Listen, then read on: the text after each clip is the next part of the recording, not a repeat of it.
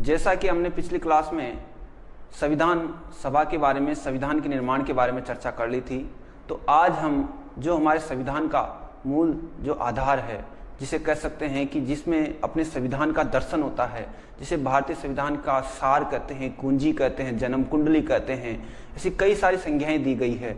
उस मूल जो भाग है, जो भारतीय संविधान का भाग है, उसके बारे में अपन पढ़ेंगे और उसका नाम होता है प्रस्तावना। तो आज अपन पढ़ेंगे प्रस्तावना के बारे में। तो दोस्तों, मैंने प्रस्तावना के बारे में बेसिक स्ट्रक्चर मैंने बना दिया है ताकि आपका समय ज़्यादा खराब ना हो और मैं कम समय में आपको ज़्यादा नॉलेज दे सकूं। ठीक है, तो अपने को ध्यान रखना है। अपन पढ़ेंगे प्रस्तावना या उद्देशिका, या जिसे अंग्रेजी में कहते हैं प्रीएम्बल। देखो, अब ये प्रस्तावना दोस्तों है क्या चीज, ध्यान रखना है। प्रस्तावना, कोई भी अधिनियम होता है तो उसकी शुरुआत हमेशा किससे होती है? प्रस्तावना से होती है। ठीक है, तो इसी प्रकार भारत के अंदर ध्यान देना है, सबसे पहले प्रस्तावना का जो प्रयोग है वो आपका जो 1919 का मॉन्टेस्क्यू चैम्स्फोर्ड जो अधिनियम था, उसके अंदर सबसे पहली बार प्रस्तावना को शामिल किया गया था। ठीक है, ये सवाल पूछा जा चुका है कि निम्नलिखित में से भारत में सबसे पहले प्रस्तावना को किसमें शामिल या समाहित किया गया था? तो ध्यान रखना, 1919 के अधिनियम में, ना कि 1935 के अधिनियम में और ना ही 1947 के अधिनियम में। तो सबसे पहले प्रस्तावना को 1919 के एक्ट में शामिल किया गया था, जबकि 1935 के जो एक्ट था, जो सबसे बड़ा था, लेकिन उसमें प्रस्तावना का क्या था? अभाव था। तो अब ध्यान रखना है, तो किसी भी अधिनियम की शुरुआत वो किससे होती है? प्रस्तावना से होती है। और प्रस्तावना में उस संविधान का या उस जो अधिनियम होता है, तो उसकी क्या है? पूरी तरह से झलक होती है। किसकी? जो उस उद्देश्य या कह सकते हैं उस प्रस्तावना को जो बनाने के जो सपने थे, या उसका जो प्रमुख उद्देश्य था, या उसको बनाने का क्या क्या जो लोगों ने हजारों सालों तक ये जीवित रहकर सपने संजोए थे, उनके बारे में इसकी क्या है? अभिव्यक्ति होती है, तो प्रस्तावना में। ठीक है, तो अपन प्रस्तावना के बारे में आज अच्छे से चर्चा करेंगे। बड़े बड़े कंपटीशन एग्जाम होते हैं, जैसे कि आप पीसीएस होते हैं और आपके छोटे छोटे जो एसएससी सीजीएल लेवल के एग्जाम होते हैं, पटवार होता है, रेट होता है, इनमें इस प्रस्तावना से बड़े अच्छे अच्छे सवाल बनते हैं। तो दोस्तों, अपने को ध्यान देना, इसके एक एक वर्ड में कई सारी गहराइयाँ, कई सारे क्वेश्चंस छुपे हुए हैं। ठीक है, और जब संविधान की स्थिति संदिग्ध होती है, तो उस स्थिति में ध्यान रखना है, उद्देश्य का या आपके प्रस्तावना को आधार रखकर निर्णय लिया जाता है। तो आपका जो प्रस्तावना है या जो उद्देश्य का है, ये है आपकी संविधान की क्या है? मूलभूत आधारभूत जो संरचना है, उसकी शुरुआत होती है किससे? आपके प्रस्तावना से। तो ध्यान रखना, प्रस्तावना। तो देखो, मैंने लिख रखा है कि प्रस्तावना है, ये प्रस्तावना या उद्देश्य का या प्रीएम्बल, ये उद्देश्य का है। सबसे पहले ध्यान रखना है, याद करो संविधान सभा के बारे में, जब मैंने आपको लिखाया था कि जो तीसरी बैठक हुई थी 13 दिसंबर के दिन, कब हुई थी? 13 दिसंबर के दिन, 13 दिसंबर 1946 में। इस दिन आपके जो पंडित जवाहरलाल नेहरू थे, किसने रखा था ये उद्देश्य प्रस्ताव? JL नेहरू ने। किसने रखा था? जवाहरलाल नेहरू ने क्या रखा था? उद्देश्य प्रस्ताव रखा था। और ये उद्देश्य का जो उद्देश्य प्रस्ताव है, इस पे बहस के बाद में इसको स्वीकार किया गया संविधान सभा के द्वारा। और इसमें जो भारत का जो आगे के जितने भी उद्देश्य थे, स्वप्न थे, या जो इसकी कह सकते हैं संकल्प थे, इनके बारे में इसके में उल्लेख मिला। तो इसको क्या है? स्वीकार करके यही जो उद्देश्य प्रस्ताव है, ये आगे चलकर अपने देश का क्या बना? प्रस्तावना बना, उद्देश्य का बना। तो ध्यान रखना, उद्देश्य प्रस्ताव ही क्या है? आपकी उद्देश्य का या प्रस्तावना है, जो रखा किसने था? पंडित जवाहरलाल नेहरू ने है। 13 दिसंबर 1946 को रखा गया था और इसको मान्यता कब मिली थी? 22 जनवरी 1947 को। ठीक है, दूसरी बात, प्रस्तावना को शामिल करने वाला जो पहला देश था वह था अमेरिका। तो ध्यान रखना है, प्रस्तावना को विश्व में सबसे पहले किस देश ने शामिल किया था? अमेरिका ने। तो लिखित संविधान में पहला किसका है? अमेरिका का है। तो अमेरिका ने सबसे पहले प्रस्तावना को क्या है? रखा था। तो ध्यान रखना है, तो भारत ने जो प्रस्तावना है वो कहाँ से लिया है? वो लिया है आपके कहाँ से? अमेरिका से। लेकिन ध्यान रखना, सवाल दो तरीके से पूछा जाता है, भारत में प्रस्तावना कहाँ से लिया गया है? अमेरिका से। लेकिन प्रस्तावना की जो प्रकृति है या भाषा है, वो कहाँ से ली गई है? ऑस्ट्रेलिया से। कहाँ से ली गई है? ऑस्ट्रेलिया से। इससे क्या ली गई है? या इसकी भाषा ली गई। जबकि प्रस्तावना कहाँ से लिया गया है? अमेरिका। बड़े अच्छे अच्छे सवाल बनते हैं दोस्तों यहाँ से, तो ध्यान रखना है, अमेरिका से तो प्रस्तावना क्या है?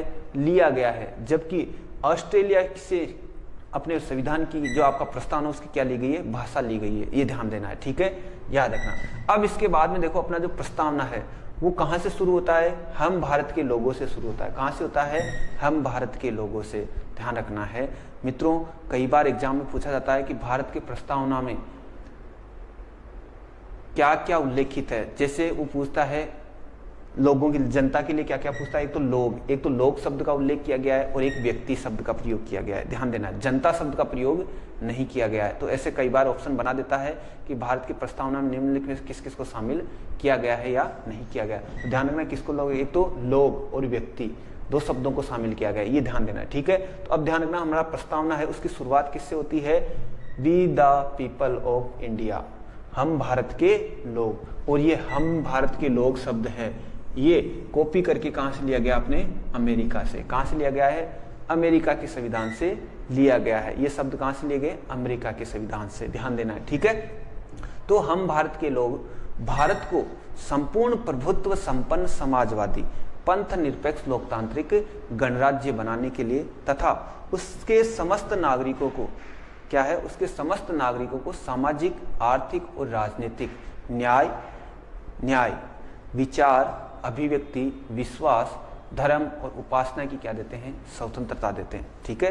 साथ ही ध्यान रखना है ये बात की अपन ने किसकी, प्रस्तावना की, जो मूल प्रस्तावना उसके बारे में चर्चा कर रहे हैं, ठीक है। तो अब ध्यान देना है इसके कुछ मैंने वर्ड या मीनिंग यहाँ पे लिखे हैं, उन मीनिंगों का मैं आपको क्या है, जो मेन इनका जो मोटिव है, इनको रखने का जो उद्देश्य है, उनके बारे में अपन चर्चा करते हैं। तो देखो हम भारत के लोग से इसकी शुरुआत होती है और ये 26 नवंबर 1949 को ये स्वीकारा गया था, अंगीकृत किया गया था। तो ये तारीख भी मैंने मेंशन कर दी है। लेकिन जो अपना प्रस्तावना है, इस प्रस्तावना के बारे में जो 3 जो मुख्य फैक्टर अपने को याद रखते हैं वो कौन कौन से हैं, तो याद रखना है। एक तो जो अपना प्रस्तावना है, उस प्रस्तावना में संविधान है, उस संविधान का जो स्रोत है वो क्या माना गया है। तो ध्यान रखना है जो अपने प्रस्तावना है उस प्रस्तावना में संविधान का स्रोत किसको माना गया है, हम भारत के लोगों को माना गया है। हम भारत के लोगों को माना गया है क्योंकि जो भारत का संविधान है वो किसके द्वारा बनाया गया, भारत की जनता के द्वारा बनाया गया है, ध्यान देना है, ठीक है। तो जनता के द्वारा बनाया होने के कारण भारत में जो सर्वोच्च है वो क्या है, जनता है। तो संविधान को शक्ति कहां से मिलती है, कहां से मिलती है, अपने संविधान को शक्ति जनता से मिलती है, भारत के लोगों से मिलती है। तो कई बार ये एग्जाम में बहुत अच्छे अच्छे सवाल पूछे जा चुके हैं कि भारत में जो संविधान है, संविधान को सर्वोच्च शक्ति कहां से मिलती है, तो वो मिलती है जनता से या हम भारत के लोगों से मिलती है, ये ध्यान देना है, ठीक है। तो संविधान के स्रोत क्या है, हम भारत के लोग या जनता है। दूसरी बात उसमें आगे लिखी हुई है कि भारत को क्या है, हम भारत के लोग, भारत को संपूर्ण प्रभुत्व। तो जो संपूर्ण प्रभुत्व वो है भारत की प्रकृति, भारत का नेचर कैसा है, भारत का नेचर कैसा है, उसकी प्रकृति कैसी है, उसके बारे में उल्लेख किया गया है। तो संपूर्ण प्रभुत्व संपन्न, तो भारत कैसा है, संपूर्ण प्रभुत्व और संपन्न है। अब देखो इन शब्दों का मीनिंग आपको समझना है। प्रभुत्व का मतलब क्या होता है, संपूर्ण प्रभुत्व का मतलब क्या होता है। देखो इसको बोलते हैं सोर्वेजेंटी, क्या बोलते हैं, सर्वेजेंटी बोलते हैं। और इसका अर्थ क्या होता है, ध्यान रखना है कि जो भारत है वो किसी भी बाह्य शक्ति के अधिकार में नहीं है। भारत अपने निर्णय लेने में संपन्न है और ये किसी बाह्य जो शक्ति है उसके हस्तक्षेप की ये आवश्यकता नहीं समझता है, ध्यान देना। जैसे कि अभी हाल ही में भारत और पाकिस्तान या चीन और भारत के बीच में विवाद चल रहे हैं, तो क्या है, भारत अपने मामले खुद अपने स्तर पर उनसे समझौता करना या जैसे भी उनका समाधान करना जानता है, किसी बाहरी शक्ति का हस्तक्षेप ये नहीं चाहता है, ठीक है। तो ध्यान, संप्रभु का मतलब यही होता है, बाहरी शक्तियों का उस पर हस्तक्षेप नहीं होता है, अपने निर्णय स्वयं ले सकता है, ये ध्यान रखना। तो भारत संपूर्ण प्रभुत्व कब बन गया था, आपके कब बन गया था संपूर्ण प्रभुत्व, 15 अगस्त 1947 को, ये ध्यान रखना है, ठीक है। अब इसके बाद में संपूर्ण प्रभुत्व संपन्न है भारत। उसके बाद में दूसरा वर्ड लिखा हुआ है वो क्या है, समाजवादी। ध्यान रखना है भारत कैसा है, भारत क्या है, समाजवादी है। समाजवादी का अर्थ समझ गए दोस्तों, समाजवादी का मतलब होता है सोशलिस्ट समाजवाद। भारत में है जो लोकतंत्रात्मक समाजवाद है। तो ध्यान रखना भारत में कैसा समाजवाद है, लोकतंत्रात्मक समाजवाद है। समाजवाद का मतलब ये होता है कि भारत के अंदर है जो असमानताएं फैली हुई है, जैसे शिक्षा के क्षेत्र में, गरीबी के क्षेत्र में उपेक्षाएं की जाती है। तो इन आधारों को क्या है, जो असमानताएं, इन सब असमानताओं को क्या की जाए, समाप्त की जाए। तो भारत में क्या है, समाजवाद है। तो समाजवाद कैसा है, आपका लोकतंत्रात्मक समाजवाद है। लेकिन ध्यान देना है, अपना जो समाजवाद है वो आपके मार्क्सवाद और समाजवाद दोनों का क्या है, मिश्रित है। और अपना जो समाजवाद है, भारत का जो समाजवाद है, वो गांधीवादी और नेहरूवादी जो समाजवाद है उसकी तरफ अग्रसित है। ये ध्यान देना है, ठीक है, ये ध्यान देना है। भारत का समाजवादी, इसको क्या कहते हैं अपन, सोशलिस्ट, ध्यान देना है। इसके बाद में है तीसरा शब्द मिलता है आपको पंथ निरपेक्षता। क्या शब्द मिलता है, पंथ निरपेक्षता। पहले इसकी जगह एक शब्द था धर्म निरपेक्षता, ध्यान देना है। तो पंथ निरपेक्षता और धर्म निरपेक्षता दोनों शब्दों का हम लोग एक ही अर्थ निकालते, लेकिन देखा जाए तो बेसिक रूप से ये दोनों शब्द अलग अलग है। भारत में क्या है, पंथों की क्या रखी गई, निरपेक्षता रखी है, पंथों को, ना कि धर्मों को, ध्यान देना है, ठीक है। पंथ शब्द को रखा गया है इसमें, और पंथ का मतलब इसको बोलते हैं अपन सेक्युलर, क्या बोलते हैं, सेक्युलर बोलते हैं। तो पंथ निरपेक्षता है अपने भारत के अंदर। इसका अर्थ ये निकलता है कि जो भारत है या राज्य है उसका कोई राज्य धर्म नहीं है, ये समान रूप से सभी धर्मों को क्या देता है, बढ़ावा देता है। ये ध्यान देना, ठीक है। राज्य किसी एक धर्म को पोषित नहीं करता है या वित्तीय सहायता नहीं करता है, ये ध्यान रखना है। तो भारत में क्या है, पंथ निरपेक्षता अपनाई गई है। तो भारत कैसा देश है, सेक्युलर राष्ट्र है, ये ध्यान रखना है, ठीक है। इसके बाद में अगला वर्ड है डेमोक्रेटिव। क्या है अगला, क्या है, डेमोक्रेसी या डेमोक्रेटिव। तो ध्यान रखना है, डेमोक्रेटिव है, इसका अर्थ क्या होता है, लोकतंत्रात्मक या डेमोक्रेटिव। भारत में है जो वास्तविक सत्ताधारी होता है शासन का, वो क्या है, जनता के द्वारा चुना जाता है। आपको याद होगा अमेरिका के राष्ट्रपति इब्राहिम लिंकन का एक स्टेटमेंट है कि जनता का शासन जनता के लिए, ठीक है, वो स्टेटमेंट याद रखना है। तो जनता का शासन है वो जनता के द्वारा चुने हुए प्रतिनिधियों के द्वारा ही चलाया जाता है, तो उसको कहते हैं लोकतंत्रात्मक। तो ध्यान रखना, भारत में कैसा है, लोकतंत्रात्मक है। भारत कैसा गणतंत्र है, लोकतंत्रात्मक गणतंत्र है। तो ध्यान रखना, लोकतंत्रात्मक दो तरह का होता है, एक तो प्रत्यक्ष होता है और एक अप्रत्यक्ष रूप से होता है, ध्यान देना है, ठीक है। ध्यान देना, प्रत्यक्ष और अप्रत्यक्ष रूप का लोकतंत्र होता है। इसके बाद में अगला शब्द बना है कि गणराज्य या गणतंत्र।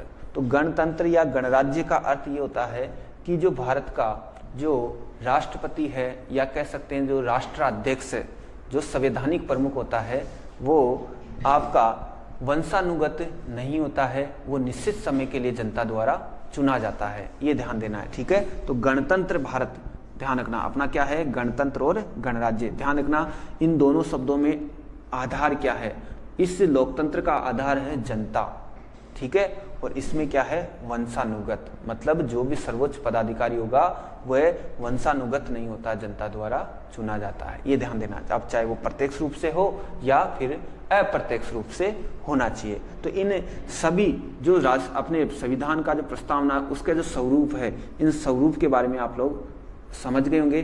कई बार एग्जामों में यहाँ से सवाल बनते हैं कि समाजवाद का अर्थ क्या होता है, पंथ निरपेक्षता का अर्थ क्या होता है, लोकतंत्रात्मकता का अर्थ क्या होता है, या फिर गणतंत्र का क्या अर्थ होता है। छोटे छोटे सवाल बनते हैं इनसे, तो इनको थोड़ा सा आप गौर फरमाना, ठीक है।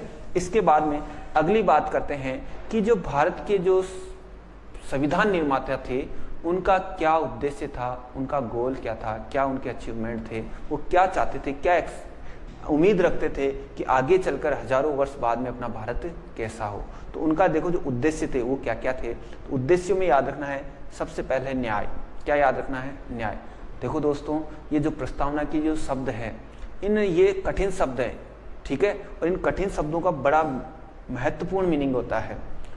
जैसे कि आपके सब इंस्पेक्टर 2018 हुआ था राजस्थान का, उसमें सवाल पूछा गया था कि निम्नलिखित ये 4 शब्द दे दिए थे, न्याय, स्वतंत्रता, समता और बंधुता, इनको प्रस्तावना में किस क्रम में लिखा गया है। तो सवाल कैसा भी बन सकता है, आपको बस क्या है, इस पे ध्यान देना है। तो ध्यान रखना है, सबसे पहले आपके भारत का जो संविधान है, जो प्रस्तावना है, उसमें सबसे पहले किसकी बात की गई है, न्याय की बात की गई। किसकी बात की है, जस्टिस की बात की गई है। और न्याय भी कैसा होना चाहिए, ये भी पूछा जा चुका है। न्याय कितने प्रकार का होता है, भारत की प्रस्तावना में कितने प्रकार का न्याय है, तो याद रखना है। एक तो है आपका कैसा है, आर्थिक, जिसे कह सकते हैं अपन कैसा, इकोनॉमिक। कैसा है, आर्थिक न्याय। भारत के जो प्रस्तावना उसमें कैसा न्याय है, आर्थिक न्याय है, ध्यान देना है, इकोनॉमिक न्याय होना चाहिए। दूसरा क्या होना चाहिए आपका होता है वो है पॉलिटिकल, सामाजिक आर्थिक, याद रखिए ये क्रम ध्यान रखना दोस्तों, ये क्रम ही आपसे पूछा जाएगा।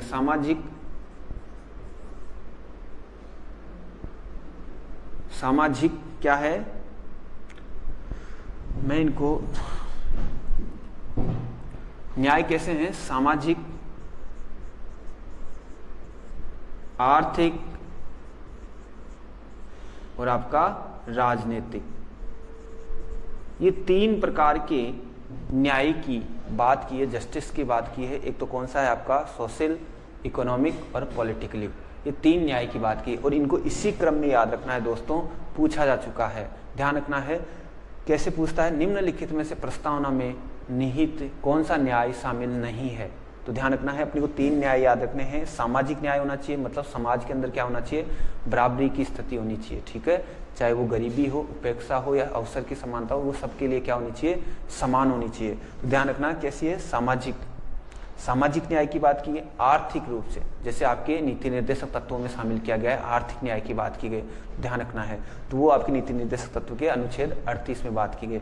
लोक कल्याणकारी राज्य की स्थापना के लिए आर्थिक न्याय जरूरी होता है। इसी प्रकार राजनीतिक रूप से भी सबको क्या है, समानता मिलनी चाहिए। जैसे एक वोट, ध्यान रखना प्रत्येक व्यक्ति को क्या है, मतदान देने का क्या है, अधिकार है, प्रत्येक व्यक्ति को चुनाव लड़ने का अधिकार है। तो ऐसे राजनीतिक अधिकार भी, उस राजनीतिक रूप से भी उसको क्या मिलना चाहिए, न्याय मिलना चाहिए, ठीक है, चाहे वो शिक्षित हो या अशिक्षित हो, या फिर कह सकते हैं गरीब हो या अमीर हो, स्त्री हो या पुरुष हो, किसी भी धर्म का हो, उसको राजनीतिक रूप से क्या है, चुनाव लड़ने का या फिर राजनीतिक रूप से उसको क्या है, न्याय मिलना चाहिए, ये ध्यान देना, ठीक है। तो 3 प्रकार के न्याय की बात किसमें की गई है, आपके प्रस्तावना में। तो कितने प्रकार के न्याय है, जस्टिस के 3 प्रकार के। उसके बाद में दे रखी है स्वतंत्रता, बड़ा इंपॉर्टेंट टॉपिक है, ध्यान देना, ठीक है, ये बड़े ही ये उद्देश्य हैं, इनसे बार बार सवाल आते हैं। तो एक तो बात कर ली अपन ने न्याय की, दूसरी बात करें अपन किसकी, आपकी स्वतंत्रता की, जिसे कहते हैं अपन लिबर्टी। क्या कहते हैं अपने को, इसको क्या कहते हैं, लिबर्टी कहते हैं। तो अपने भारतीय संविधान में किस किस की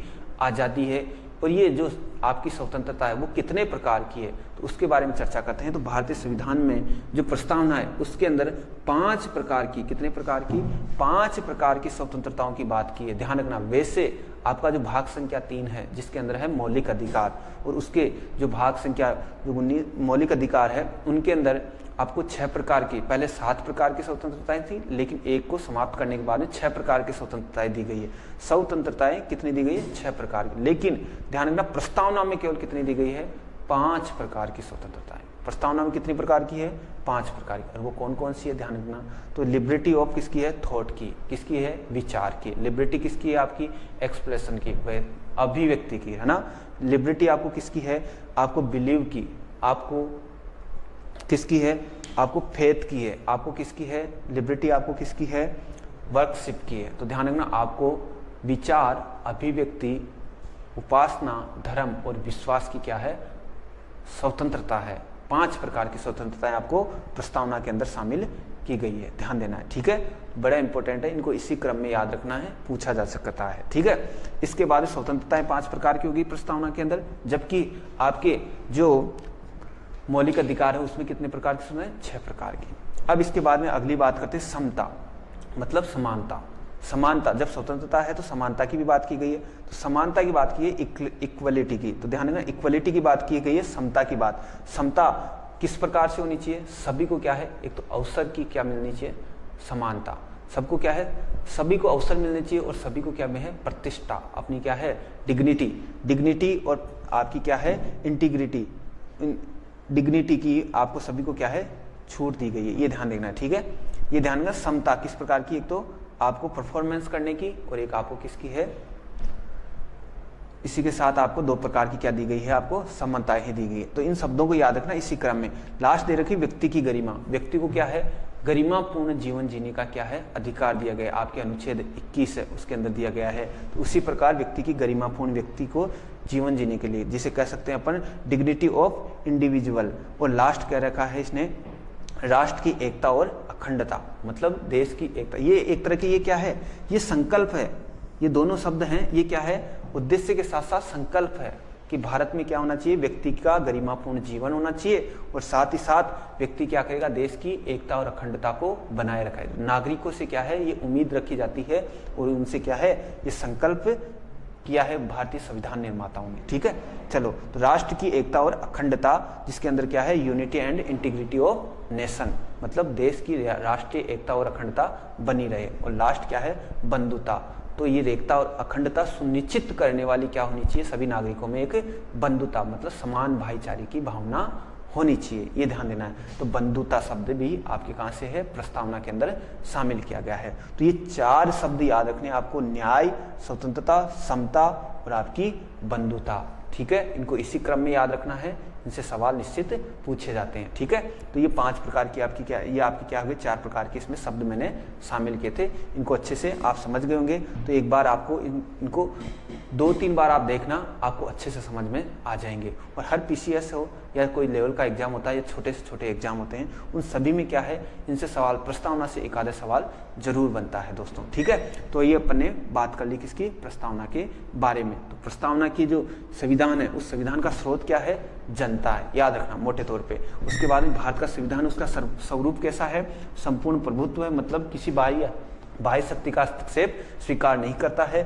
समाजवादी है अपना देश, ध्यान रखना, सभी को समानता का अधिकार देता है, समाजवाद। ठीक है, सभी धर्मों को क्या है, इसमें अपनाया जाता है, सभी धर्मों को समान रूप से क्या दिया गया है, संरक्षण दिया गया है। लोकतंत्रात्मक, मतलब भारत का जो लोकतंत्र है वो कैसा है, लोकतंत्रात्मक, मतलब यहाँ पर क्या है, जो सर्वोच्च सत्ता है वो क्या है, जनता द्वारा चुनी जाती है, ध्यान रखना। ठीक है, और गणराज्य या गणतंत्र, मतलब जो आपका देश का जो राष्ट्राध्यक्ष है या राष्ट्रपति है वो जनता द्वारा चुना जाता है निश्चित समय के लिए, और वो वंशानुगत नहीं होता है। उद्देश्य क्या है भारतीय संविधान निर्माताओं के, एक तो न्याय मिलना चाहिए, कैसा, सामाजिक, आर्थिक और राजनीतिक न्याय मिलना चाहिए। स्वतंत्रता कैसी मिलनी चाहिए, 5 प्रकार की स्वतंत्रता है। कौन कौन सी है आपकी, वो है आपकी विचार की स्वतंत्रता है सभी को, अभिव्यक्ति की स्वतंत्रता है, धर्म की, उपासना की और विश्वास की, सबको क्या है, स्वतंत्रताएं दी गई है। समता 2 प्रकार से, एक तो प्रतिष्ठता और एक आपकी अवसर की समानता दी गई है। जैसे आपके अनुच्छेद कौन से हैं, आपके 16 के अंदर सभी को क्या है, अवसर की समानताएं दी गई, वैसे ध्यान रखना। ठीक है, व्यक्ति की गरिमा और राष्ट्र की एकता और अखंडता बनाए रखने का क्या है, संकल्प लिया गया है। और आपकी जो ये जो अखंडता और इसको सुनिश्चित करने वाले सभी लोगों में क्या होनी चाहिए, भाईचारे की भावना होनी चाहिए। ठीक है, तो ये इसके प्रमुख प्रावधान थे। तो आप इसका स्क्रीनशॉट आराम से ले सकते हैं दोस्तों। ठीक है, अब बात करते हैं अपन आगे।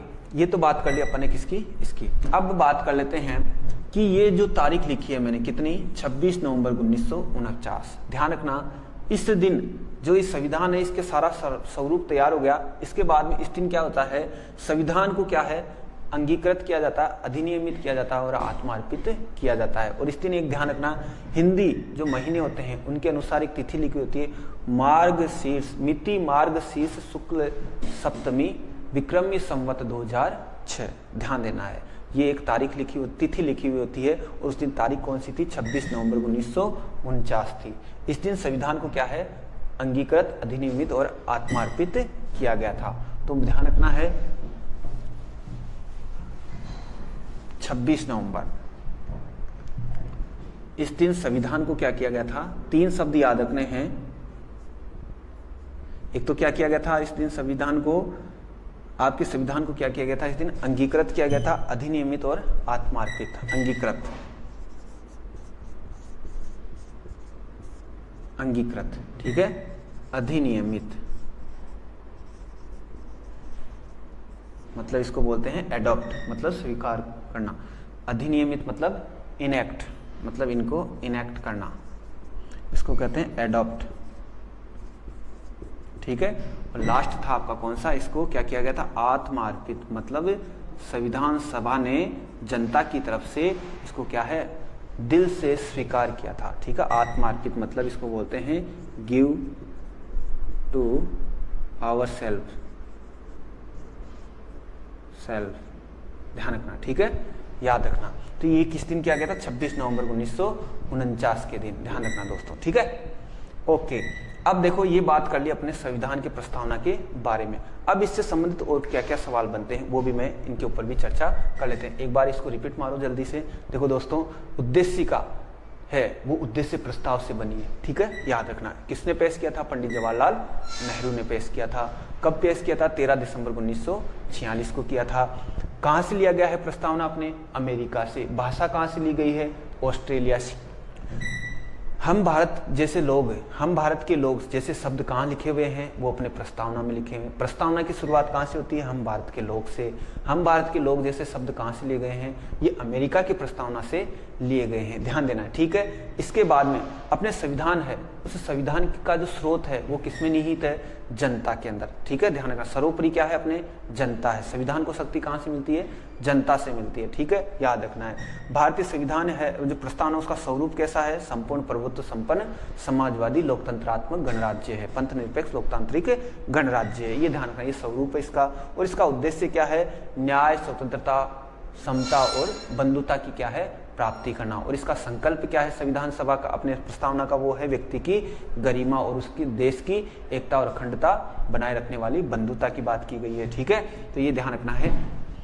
अब इसके बाद में जो इससे बनने वाले कुछ प्रमुख सवाल हैं उनके ऊपर और चर्चा कर लेते हैं। तो देखो, संविधान को अंगीकृत कब किया गया? एडॉप्ट कब किया गया? 26 नवंबर। तो ध्यान रखना, संविधान को पारित कब किया गया था? ये तारीख याद रखना, 26 नवंबर 1949 को। ठीक है, अंगीकृत, अधिनियमित और आत्मार्पित किया गया था। चलो साहब, अब चर्चा कर लेते हैं। तो आगे के सवालों पर चर्चा कर लेते हैं।